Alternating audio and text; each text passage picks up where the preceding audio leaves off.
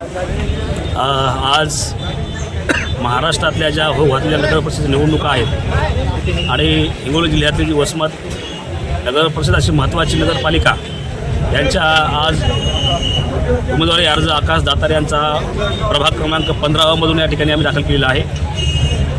Republican सेनेची जी महाराष्ट्रातली Shiv Sena Republican युती आहे त्या युतीच्या माध्यमातून हा उमेदवार अर्ज आम्ही दाखल केलेला आहे आणि मोठ्या ताकदीनिशी रिपब्लिकन सेना ही या ठिकाणी नगरपालिकेमध्ये लढणार आहे। एकूण किती उमेदवार लढणार आहेत वसमत नगरपालिकेत? सध्या तरी आपण जर पाहिलं की महाराष्ट्रात जी सेनेची रिपब्लिकन युती आहे, परंतु वसमत शहरामध्ये रिपब्लिकन सेनेचे जे पदाधिकारी आहेत आकाशभाऊ दातार यांनी एकमेव अर्ज या ठिकाणी दाखल केलेला आहे आणि ती एकच जागा रिपब्लिकन सेना शिवसेनेच्या कोट्यातून ताकदीने लढणार आहे। जिल्हा केला असल्यामुळे आज रिपब्लिकन सेनेच्या एकूण 3 निवडणुकीमध्ये 3ही शहरामध्ये रिपब्लिकन सेनेचे पदाधिकारी या ठिकाणी इच्छुक नव्हते। फक्त आकाशभाऊ दातार यांनी या ठिकाणी इच्छा व्यक्त केली म्हणून त्यांचा आम्ही या ठिकाणी अर्ज दाखल केलेला आहे। प्रभागात विविध नगरपालिकेसंदर्भात स्वच्छतेचे नाली रोड आजपर्यंत समजा प्रभागामध्ये ज्यांना घर नंबर नाही मिळाला नगरपरिषद त्या ठिकाणी जाऊ शकत नाही।